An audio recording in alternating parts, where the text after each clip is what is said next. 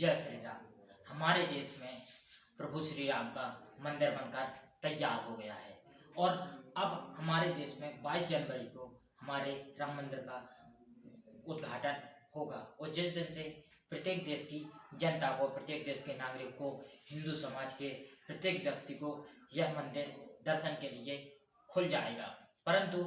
जिस दिन हमारा देश का उद्घाटन हो रहा है उस दिन को हमारे देश की कुछ नागरिक जो भारत विरोधी है और भारत को और भारतीय संस्कृति को अपना नहीं मानते हैं और जो मानते भी हैं उनको अपने राजनीति के चक्कर में वह 22 जनवरी को काला दिन कह रहे हैं कि जिस दिन प्रभु श्री राम का उद्घाटन होगा मंदिर का, उस दिन को वह कहते हैं कि यह देश का सबसे बुरा दिन और काला दिन है। परंतु हम उनसे यही पूछना चाहते हैं, क्या उनको वही दिन स्वर्ग लग रहे थे और स्वर्ग के समान जिस दिन देश में मस्जिद बनी हुई थी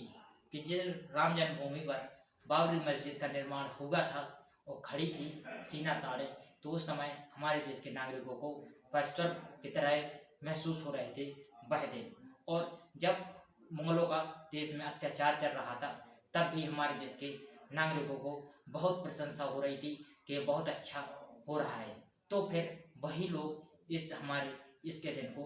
अपना काला दिन घोषित करना चाहते हैं। परंतु आप ये बताइए कि आप भारतीय संस्कृति के हैं, भारत के लोग हैं, भारत की भूमि में पलते हैं, भारत के यहाँ रोटी खाते हैं और भारत के शरण में रहते हैं और भारतीय संस्कृति में आपका जन्म हुआ है, तो फिर आप भारत को काला दिन कैसे घोषित कर सकते हैं प्रभु श्री राम के जन्म उत्सव को? हाँ, आपकी राजनीतिक महत्वाकांक्षाएं हैं तो आप बनाए रहिए, परंतु प्रभु श्री राम के उद्घाटन दिवस को काला दिन मत कहिए। क्योंकि अगर आपने हमारे इस पवित्र दिन को 22 जनवरी को काला दिन अगर आपने कहा है और ऐसी प्रशंसा और ऐसा दुर्भावना अपने मन में रखी है कि हम यह दिन नहीं मनाएंगे भव्य उत्सव के रूप में और हम यह दिन काला दिन मनाएंगे, तो आप जान लेना कि आप भारत के और भारतीय संस्कृति के सबसे बड़े शत्रु हैं। क्योंकि आप जब तक